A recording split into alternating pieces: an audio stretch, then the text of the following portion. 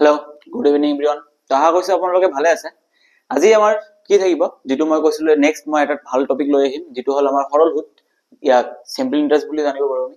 তো simple interest নহলে চক্ৰবৃদ্ধি সুদ, ঠিক আছে। সিম্পল ইন্টাৰেস্ট নহলে কম্পাউন্ড ইন্টাৰেস্ট, এই দুটাৰ এটা হলে প্ৰশ্ন থাকে পৰীক্ষা, ঠিক আছে। হয় আপোনালোকক চক্ৰবৃদ্ধি সুদ দিব আৰু নহলে আপোনালোকক সিম্পল ইন্টারেস্ট দিব বা সরল সুদ দিব, ঠিক আছে। কিন্তু ম্যাক্সিমাম টাইমত কি দেখা যায়, ম্যাক্সিমাম টাইমত সরল সুদে দেখা যায়। তো ঠিক আছে, তো আমি চাও ইয়াতে আপোনালোকে ভিডিওবোৰ চাই আছে, ঠিক আছে। তো মই এটা কথা কব বিচাৰিছো যে ভিডিওবোৰ চালে আপোনালোকে প্লিজ লাইকটো কৰি দিব, চেনেলটো সাবস্ক্ৰাইব কৰিবলৈ নাপাহৰিব, ঠিক আছে। ইমান ধুনীয়া প্ৰশ্ন লৈ আহিছো কাৰণ এক্সামৰ বেছি দিন নাই, আপোনালোকে লাগি থাকক, প্ৰশ্নবোৰ চাওক কেনেকুৱা ধৰণৰ প্ৰশ্ন মই লৈ আহি আছো আৰু কেনেকুৱা ধৰণৰ প্ৰশ্ন পৰীক্ষাত আহিব পাৰে। তাৰ পিছত নিজে চেষ্টা কৰক, নিজে পঢ়া শুনা কৰক, হৈ যাব লাহে ধীৰে, ঠিক আছে। তো আজি আমি প্ৰশ্নটো আৰম্ভ কৰাৰ আগতে মই এটা কথা কৈ দিছো, সিম্পল ইন্টাৰেস্ট আৰু কম্পাউন্ড ইন্টাৰেস্ট কি আছে। সিম্পল ইন্টাৰেস্ট আৰু কম্পাউন্ড ইন্টাৰেস্ট মানে সৰল সুদ আৰু চক্ৰবৃদ্ধি সুদ, যেটো আমি সিম্পল ইন্টাৰেস্টক এসআই বুলি কওঁ আৰু কম্পাউন্ড ইন্টারেস্ট যেটোক আমি কি বুলি কওঁ, কম্পাউন্ড ইন্টারেস্টক আমি সিআই বুলি কওঁ, ঠিক আছে। তো আপোনালোকে এটা কথা, আজি আমি কম্পাউন্ড সিম্পল ইন্টাৰেস্টৰ ওপৰত প্ৰশ্ন কৰিম, ঠিক আছে। সিম্পল ইন্টাৰেস্ট আৰু কম্পাউন্ড ইন্টাৰেস্টত আপোনালোকে যদি অসম পুলিচৰ নিৰ্বাচনৰ কাৰণে যদি পঢ়ি আছে, ঠিক আছে, সেই অসম পুলিচৰ নিৰ্বাচন অসম পুলিচৰ পৰীক্ষাৰ কাৰণে পঢ়ি আছে, তেনেহলে এটা কথা মই ইয়াতে ক'ব বিচাৰিছো আপোনালোকক যে আপোনালোকে প্লিজ এই চেপ্টাৰটো অনুগ্ৰহ কৰি এই চেপ্টাৰটো শৰ্ট ট্ৰিকৰ ফালে নাযাব। আপোনালোকে যেটো কোশ্চেন লেভেল হয় অসম পুলিচৰ যেটো কোশ্চেন লেভেলবোৰ হয়, সেই কোশ্চেন লেভেলত আপোনালোকে এটা কথা মন কৰিব, সেই কোশ্চেন লেভেল আপোনালোকে শৰ্ট ট্ৰিক ব্যৱহাৰ কৰিব নাযাব। যদি আপোনালোকে এতিয়া বেলেগ টাইপৰ কোশ্চেন ট্ৰাই কৰিব বিচাৰিছে, যেনেকৈ CHSL আছে, CGL আছে, তেনেকুৱা ধৰণৰ প্ৰশ্ন কৰিলে তেতিয়া শৰ্ট ট্ৰিকত যাব, তেতিয়া বেটাৰ অপচন আছে। কিন্তু এনেকুৱা ধৰণৰ প্ৰশ্নত আপোনালোকে শৰ্ট ট্ৰিকৰ ফালে যোৱাৰ একো দৰকাৰে নাই। আপোনালোকে জাস্ট এটা মোটিভ ৰাখিব যে মই এইটো সিস্টেমত এনেকৈ প্ৰশ্নটো সমাধান কৰিম, ঠিক আছে। আপোনালোকে ইয়াতে চাব। আৰু সিম্পল ইন্টাৰেস্টক এটা বস্তু আমি চাম, ইয়াতে থাকিব আমাৰ এটা বস্তু থাকিব মূলধন, ঠিক আছে, যেটোক আমি পি ৰে বুজাম। সুতৰ হাৰ যেটো আমাক বেংকে আমাক ইন্টাৰেস্ট দিয়ে, ইমান ইন্টাৰেস্ট পাব আপুনি, ঠিক আছে। সুতৰ হাৰ এইটো আমি আৰ ৰে বুজাম, ঠিক আছে। লগতে সময়, কাৰণ আমি বেংকত পইচা থৈ দিলে কিমান সময়ৰ কাৰণে থৈ দিছো তাৰ ওপৰত ইন্টাৰেস্ট পাই, সেইটোক আমি কি বুজাম টি। আৰু লগতে সুতৰ হাৰ, সময় আৰু ইন্টাৰেস্ট, সিম্পল ইন্টাৰেস্টক আমি বুজাম এস আই, মানে কিমান টকা আমি মূলধনৰ, মই যদি বেংকত 1000 টকা থৈ দিছো 10% ইন্টাৰেস্টত এক বছৰ পিছত মই কিমান পাম, 100 টকা পাম। সেইটো ইন্টারেস্টটো কিমান টকা পালো, বেংকে মোক লাভ কিমান দিলে, 100 টকা। তেনেকুৱা প্ৰশ্ন হ'ব, ঠিক আছে। ইয়াতে আপোনালোকে চাব প্ৰথম প্ৰশ্নটো কি দিছে, একেবাৰে ইজি প্ৰশ্ন, বছৰি x% মানে r দিছে। ইয়াতে মই এইটো প্ৰশ্ন লিখি আছো, সবকেইটা প্ৰশ্ন মই লিখিম। ইয়াতে চাব বছৰি x%, ওকে।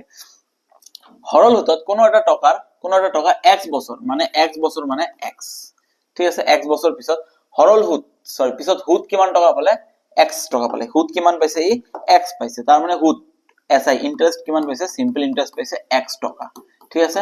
তেনেহলে হি বেংকত মূলধন কিমান, হি বেংকত পি কিমান। সূত্ৰটো আমি জানো যে সিম্পল ইন্টারেস্ট বেংকে মোক কিমান লাভ দিছে, simple interest equals to P R T by 100, ঠিক আছে। একচুয়ালি সূত্ৰটো হয় আমাৰ এইটো পি আৰ পাৰ্সেন্ট টি, কিন্তু আমি জানো পাৰ্সেন্ট মানে কি 1/100 এটা আহি যায়, সেই কাৰণে আমি সূত্ৰটো তলত 100 লিখি দিও, ঠিক আছে। ইয়াতে চাও আমি এতিয়া আমাক কি ওলাব লাগে, পি ওলাব লাগে। আমি জানো S I equals to P R T by 100, okay, no problem. ইয়াতে এতিয়া চাব আমাক লাগে কি পি, তো পি টো আমি একফালে ৰাখিম, বাকি সব কেইটা ব্লেক ফালে লৈ যাম। পি টো যদি ইয়াতে ৰাখি দিও, ইয়াতে এস আই আছিল, তলত এইফালে 100 টো হৰণ হৈ আছে, এইফালে আহিলে কি হ'ব, পূৰণ। তেনেহলে এস আই লগত কি হ'ব, 100 ইয়াতে পূৰণ হ'ব। লগতে এইফালে পি আছে আৰু ইয়াতে আৰ টি আছে, আৰ টি এইফালে কি পিৰ লগত পূৰণ হৈ আছে, তেনেহলে এইফালে আহিলে কি হ'ব, হৰণ আর টি, ঠিক আছে। এতিয়া আপুনি চাব এস আই কিমান দিছে x, x ইনটু ওপৰত থাকিব 100 ডিভাইডেড বাই তলত r কিমান x আৰু t কিমান x, x আৰু x এটা কটা গল, কিমান থাকিলে 100/x, ঠিক আছে। তাৰ মানে কিমান টকা আহিলে, সি অপশনটো আমাৰ কাৰেক্ট, 100/x। কিমান টকা এই বেংকত ৰাখি দিছিলে, 100/x টকা এই বেংকত থৈ দিছিলে, আৰু তাৰে ওপৰত x% ইন্টাৰেস্টত x সময়ৰ কাৰণে x টকা ইন্টাৰেস্ট পাইছে, ঠিক আছে। এনসাৰটো আমাৰ কিমান হ'ব, 100/x, অপশন নম্বৰ সি। কিমান ধুনীয়া প্ৰশ্ন। অকল আমি যি কেইটা প্ৰশ্ন কৰি আমি এইটো সূত্ৰতে যাম। এতিয়া জাস্ট প্ৰশ্নটো কেনেকৈ ধৰিব লাগে সেইটো মই ইয়াতে কৈ দিম, কিন্তু মই এটা কথা কৈছো, আপোনালোকে শর্ট ট্রিকত নাযাব এইটো চেপ্টাৰৰ ওপৰত, আপোনালোকে জাস্ট এইটোৰ ওপৰতে ফোকাস কৰিব। SI equals to PRT/100। চাও এতিয়া আমাৰ নেক্সট প্ৰশ্নটো কি আছে। ইয়াতে চাব আপোনালোকে, এজন ব্যক্তি বেংকত বছৰি 5%, ইয়াতে গম পাই গলো 5% মানে R 5%, ঠিক আছে। সৰল সুতত এত টকা জমা, সৰল সুতত এত টকা জমা ৰাখিছে, জমা ৰখা টকাটোকেতো মূলধন বুলি কোৱা হয়, তেনেহলে কিমান 2400 টকা জমা ৰাখে, সেই টকাৰ পৰা 3000 টকা দি এটা বস্তু কিনিবলৈ ব্যক্তিজনৰ কিমান অপেক্ষা কৰিব। এতিয়া মই বেংকত থৈ দিছো 2400 টকা মই থৈ দিছো, বেংকে মোক কিমান টকা দিব, মই 3000 টকাৰ এটা বস্তু কিনিম, তো বেংকে মোক কিমান টকা লাভ দিব লাগিব 600 টকা, 600 টকা মানে এছ আই মোক কিমান হ'ব লাগিব 600 টকা, কাৰণ 2400 টকা যিটো 2400 সেইটো মোৰ নিজৰ, বাকি এক্সট্ৰা বেংকৰ পৰা মোক কিমান লাগে 600 rupees। এতিয়া মই কি কৰিম, কিমান সময়ৰ কাৰণে মোৰ ওয়েট কৰিব লাগিব যাতে বেংকে মোক 600 টকা লাভ দিয়ে। সিম্পল প্ৰশ্ন, আমি জানো এছ আই কি হ'ব PRT by 100, কিমান ইজি, আপোনালোকে বেছি মাথা খাওয়াব নেযাব ইয়াতে, নহলে সময় নষ্ট হ'ব, ঠিক আছে, সিম্পল হয়, আপোনালোকে ইজি ভাবে কৰি দিব।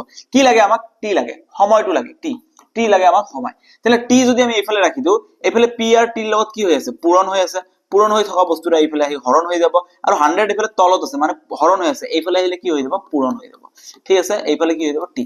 এতিয়া এইফালে চাব আপোনালোকে এসআই কিমান আছিলে, মোক 600 টকা লাভ লাগিব, মানে ইন্টাৰেষ্টৰ পইচা লাভ কিমান লাগিব 600, ওকে 100 থাকি যাব। পি কিমান আছিলে, মই কিমান টকা বেংকত থৈ দিছো 2400, আৰু কিমান ইন্টাৰেষ্ট দি আছিলে মোক 5। এতিয়া আপোনালোকে ক'ব স্যাৰ 5% টো ক'ত গ'ল, আৰে ভাই পার্সেন্টের কারণে তো ফর্মুলার তলত কি লিখা হয় 100 লিখা হয়, ঠিক আছে। এতিয়া চাব 1020 এটা কাটি দিলো, ঠিক আছে। তাৰ পিছত ইয়াতে আপোনালোকে চাব এটা বস্তু 10 20 25, তাহলে 24 দি আমি যদি 600 কাটি দিও কিমান হ'ব 25, আকৌ 5 এর যদি 25 কাটি দিও কিমান হ'ব 5, তার মানে সময় t ইকুয়ালস টু কিমান আহি গ'ল 5 বছৰ।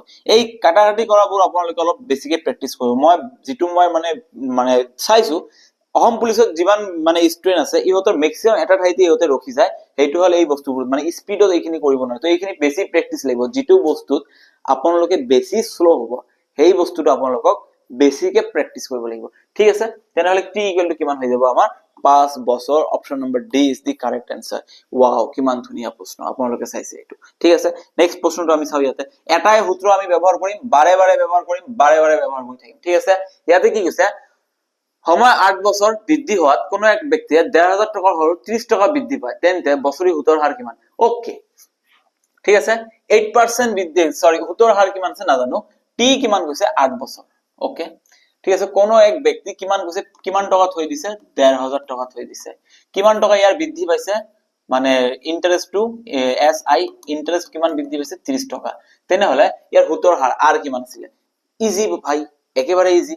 সূত্র কি আছিল, আমি জানো ইয়াতে এস আই ইকুয়ালস টু PRT, বারবার লিখি আছো মই PRT বাই 100, আমাক কি ওলাব লাগে, আর ওলাব লাগে, তেনেহলে আর ইকুয়ালস টু কি হ'ব PT, এটু কি হ'ব এস আই ওপৰত থাকিব, P আৰু T এৰৰ লগত পূৰণ হৈ আছে, পূৰণ হৈ থকা বস্তু সমান সমানৰ এইফালে আহিলে কি হৈ যাব হৰণ, তেনেহলে P আৰু T তলত আহিব, আৰু 100 এইফালে তলত হৰণ হৈ আছিলে, সমান সমানৰ এইফালে গলে কি হৈ যাব পূৰণ হৈ যাব, ওপৰত আহি পূৰণ হৈ গল, ওকে। এতিয়া সিম্পল ইন্টাৰেস্ট কিমান আছিলে, ইয়াৰ সিম্পল ইন্টাৰেস্ট 30 টকা, ওকে নো প্ৰবলেম। কিমান 100, কিমান টকা এই বেংকত থৈ দিছে P 1500 টকা, কিমান সময়ৰ কাৰণে থৈ দিছে 8 বছৰৰ কাৰণে, এটা দুটা শূন্য কাটি দিলো মই, ঠিক আছে। ইয়াতে চাব আপোনালোকে 15 ৰে মই 30 কাটি দিলে কিমান হ'ব 2, 2 এৰে 4 এইটো কাটিলে কিমান হ'ব 4, 1/4, আপোনালোকে এটা কথা মন ৰাখিব 1/4 মানে 0.25%, তেনেহলে ইয়াক কিমান ইন্টারেস্ট দি আছিল বেংকে, ইয়াক বেংকে 0.25% ইন্টারেস্ট দি আছিল, option number B is the correct answer, 0.25%, ঠিক আছে। নেক্সট প্ৰশ্নটো আমি চাও, ইয়াতে আমাৰ কি আছে চাও, বহুত এটা ধুনীয়া প্ৰশ্ন আহিছে ইয়াতে, একদম মানে আপোনালোকৰ মাথা লগাব লাগিব, ইয়াতে বহুত ধুনীয়া এটা প্ৰশ্ন আহিছে, ঠিক আছে। চাব আপোনালোকে কি কৈছে, এজন মানুহে এটা বেংকত পৃথকভাৱে, মানুহজনে কি কৈছে বেংকত পৃথকভাৱে পইচা থৈ দিছে, ঠিক আছে। এটা থৈছে 1888 আৰু এটা থৈছে 1763, দুটা পইচা থৈ দিছে, ঠিক আছে। তো এইটো আমি গম পালো যে পইচা বেছি থৈ দিছে, তাৰ মানে ইয়াতে টকাটো বেছি পাব, লাভ টকাটো বেছি পাব, পইচা কম থৈ দিছে, তাৰ মানে ইয়াতে লাভৰ টকাটো কম পাব, ঠিক আছে।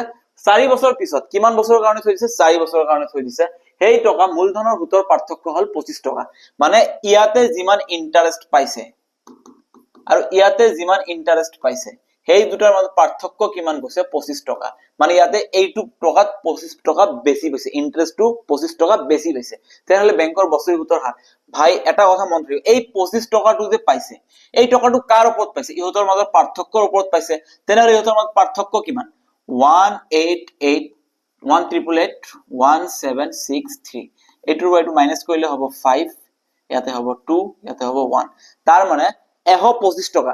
ইয়াতে যে 25 rupees ইন্টাৰেস্ট পাইছে, এইটো কাৰ ওপৰত পাইছে? যিমান টকা বেছি আছে সেইটো টকাৰ ওপৰত পাইছে, আৰু কিমান টকা বেছি আছে? 125 টকা। তাৰ মানে মই এই 125 টকাক মই এবাৰ মূলধন ধৰি লৈছো, ঠিক আছে।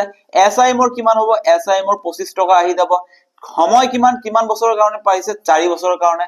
আৰ মোক লাগে, এতিয়া মই কইলো r ইকুৱেলছ টু কি হৈ যাব? আগৰ প্ৰশ্নটোতে আপোনালোকে চাব r ইকুৱেলছ টু মই কি লিখিছিলো? si ইনটু 100 ডিভাইডেড বাই p ইনটু t। si কিমান এবাৰ? 25 টকা। একচুয়ালি টকা থৈ দিছিলে এই দুটা, কিন্তু মই ইন্টারেস্টটো কোনটো টকাৰ ওপৰত? সেই দুটা টকাৰ পাৰ্থক্য। তো মই সেই দুটা টকাৰ পাৰ্থক্যকে মই কি বুলি ধৰিছো? p বুলি ধৰিছো, যে মই ইমান টকা বেংকত থৈ দিছো। এতিয়া চাব ইয়াতে 25 ইনটু 100, p এবাৰ কিমান হৈ যাব? 125 ইনটু t কিমান আছিল? 4 বছৰ। 25 এৰে 25ক কাটিলে হ'ব 5, 5 দি মই 100ক কাটিলে কিমান হ'ব? 20, আকৌ 4 দি 20 কাটিলে কিমান হ'ব? 5। তাৰ মানে মোক কিমান ইন্টাৰেস্ট দিছিলে? বেংকৰ পৰা 5% ইন্টাৰেস্ট দিছিলে। ওয়াও, কি ধুনীয়া প্ৰশ্ন। Option A is the correct answer. আপোনালোকে চাইছে কেনেকৈ কৰিব লাগে? জাস্ট মাথাত এইখিনি বস্তু ৰাখিব লাগিব যে এই দুটা টকাৰ পাৰ্থক্য কি আছে। এইখিনি বস্তু আপোনালোকক ৰাখিব লাগিব, তাৰ বাহিৰে আপোনালোকক একো টেনচন কৰিব দৰকাৰ নাই। কাৰণ যিমান টকা মই বেছি লাভ পাইছো, সেই টকাটো মই ক'ত পাইছো? এই দুটা টকাৰ পাৰ্থক্য যিমান আছে সেই টকাৰ ওপৰতে লাভ পাম ন। তো মই সেই টকাটোকে কি বুলি ধৰিছো? মূলধন। এইটো কথা ভালদৰে মাইন্ডত ৰাখি দিব, ঠিক আছে। নেক্সট প্ৰশ্নটো আমি চাও। ইয়াতে কি কৈছে আমাৰ? ধুনীয়া এটা প্ৰশ্ন আহিছে। সুতৰ হাৰ 5% বৃদ্ধি পোৱা 375 টকাৰ সৰল সুদ 75 টকা বৃদ্ধি পায়, তেন্তে সময় কিমান? কি কৈছে? এমান টকা, তাৰ মানে ইয়াতে ডাইৰেক্ট এটা বস্তু মাইন্ডত ৰাখি দিব, p ইকুৱেলছ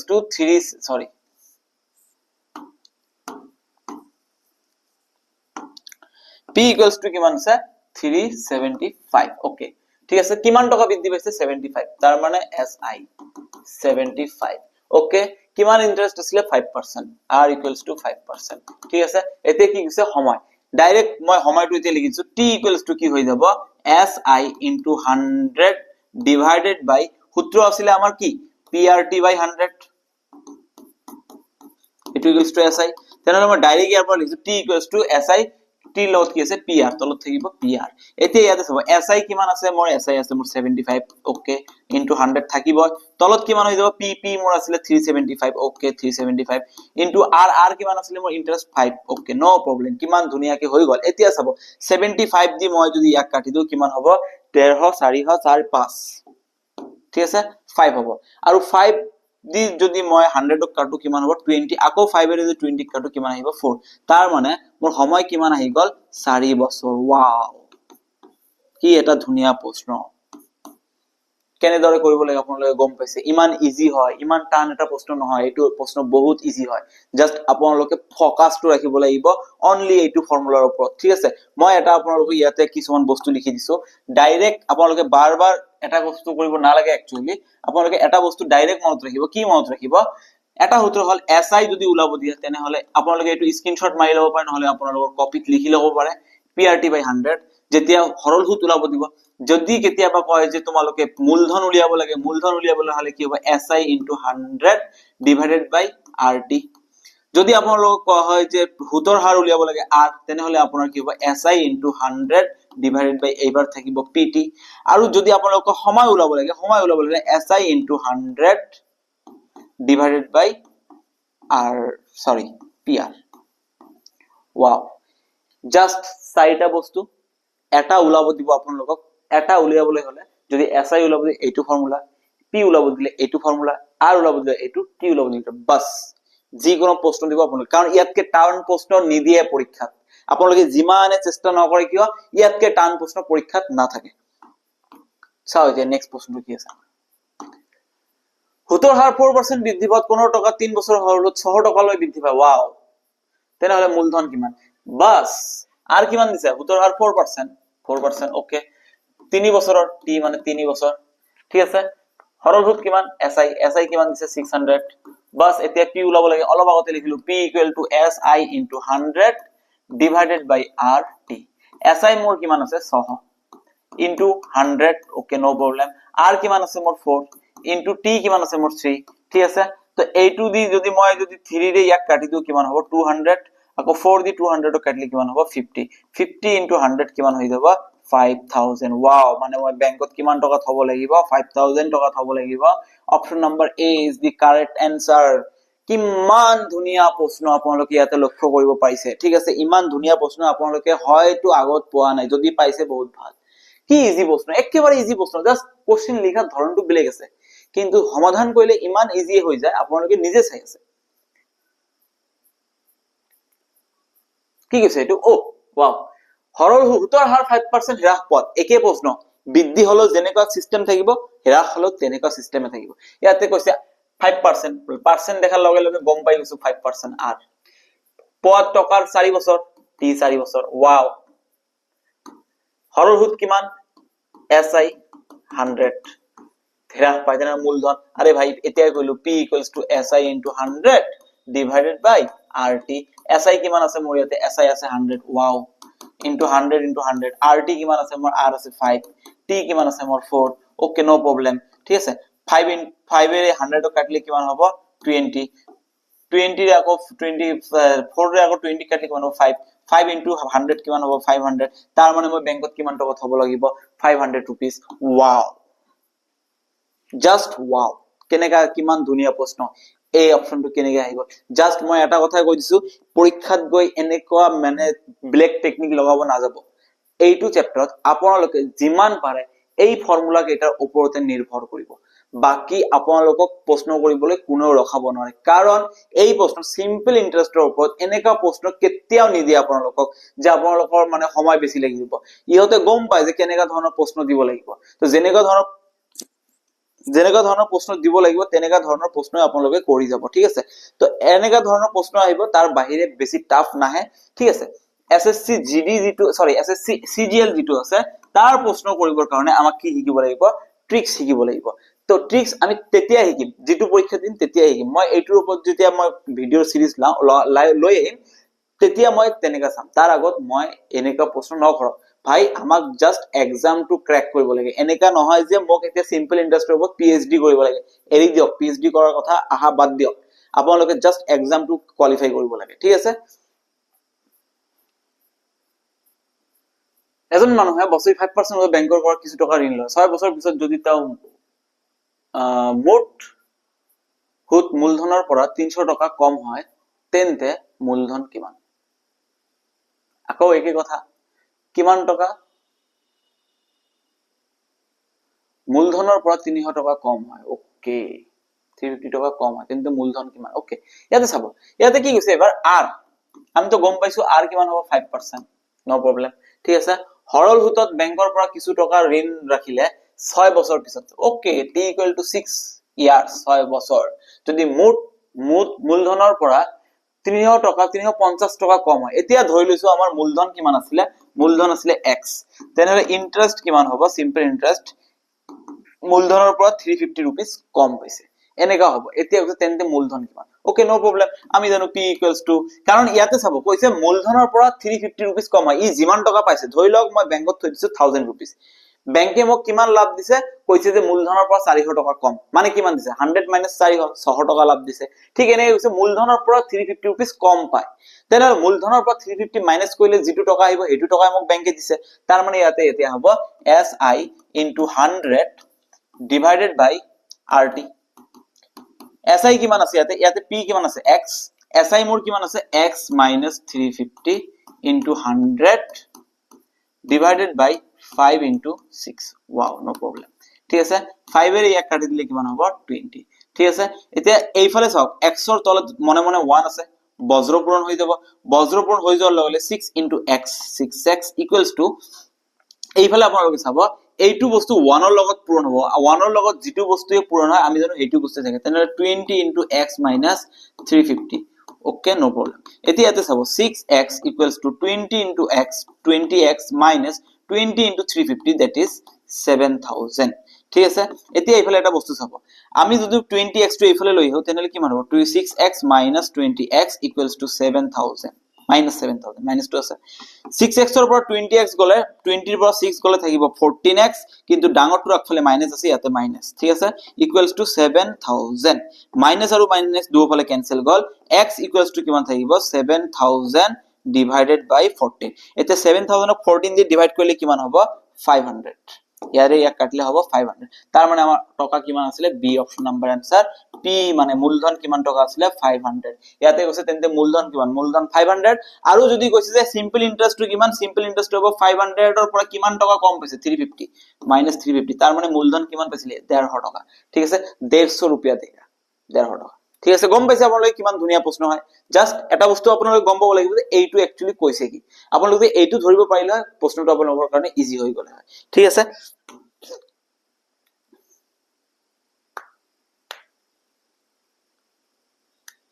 কি কৈছে ইয়াতে চাব আপোনালোকে এটা প্ৰশ্ন চাব কি ধুনিয়া প্ৰশ্ন এটা কৈছে যে বছৰি সুতৰ হাৰ মানে r সৰি 1 মিনিট মই ইয়াতে লোৱা নাই r কিমান কৈছে বছৰি সুতৰ হাৰ আৰু সময় সমান হলে r = t ঠিক আছে r = t সমান হলে যদি সৰল সুদ যদি 100 টকা হয় ওয়াও এসআই কিমান 100 টকা আৰু কিমান টকা বেংকত থৈছে মূলধন 625 কি কৈছে 625 रुपीस বেংকত থৈ দিছে ঠিক আছে এতিয়া ইয়াতে চাব ঠিক আছে মোক কি ওলাব দিছে সুতৰ হাৰ r = মই অলপ আগতে উত্তৰ লিখিছো si * 100 ডিভাইডেড বাই p * t ঠিক আছে এতিয়া r আমি নাজানো ওকে নো প্ৰবলেম si মোৰ কিমান আছে si মোৰ আছে 100 * 100 ঠিক আছে তলত মোৰ কি হ'ব p মানে মূলধন মই কিমান থৈ দিছিলো 625 লগতে t এতিয়া আপোনালোকে চাব ইয়াতে কৈছে যে সুতৰ হাৰ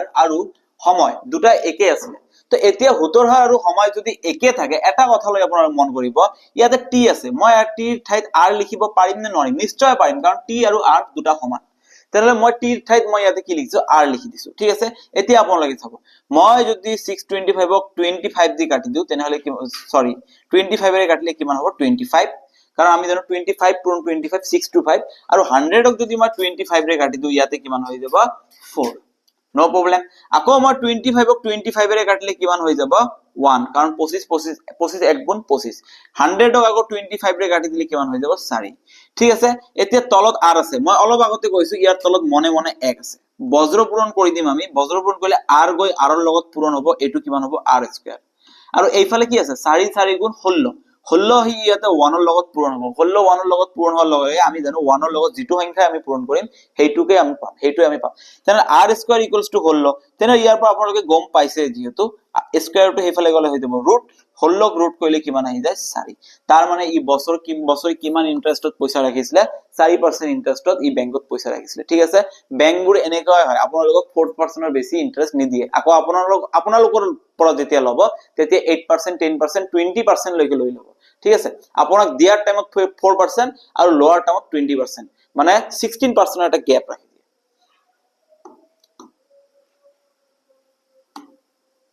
ঠিক আছে ইয়াতে কি হৈছে এজন ব্যক্তিয়ে বছৰি 5% হল 3 বছৰৰ বাবে কিছু পৰিমাণ টকা ঋণ কৰে যদি পৰিশোধ কৰা হয় তেওঁ মুহুত বাবদ 150 টকা দিয়ে তেন্তে মুঠ টকা কিমান পৰিশোধ কৰিছিল ঠিক আছে